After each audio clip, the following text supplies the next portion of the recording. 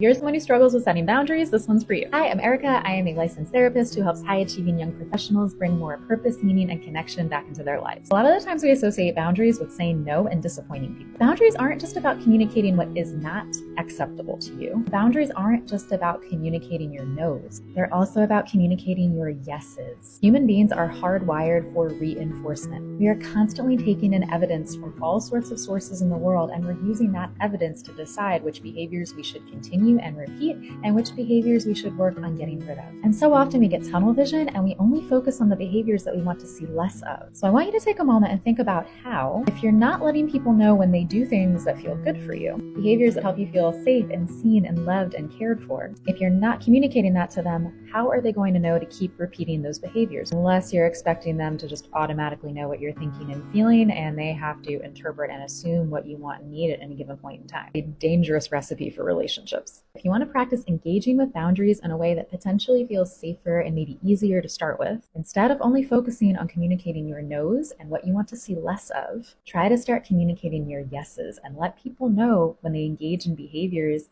that feel good for you. This will help increase your own self-awareness because it's going to help you practice getting into the habit of checking in with yourself and checking in with what's happening in your inner world. And it will also help strengthen your communication muscles overall, so that when it does come time to communicate one of your no's, you're actually going to be more prepared for it because you've already been practicing your communication skills. So if you decide to try this one out, let me know how it goes.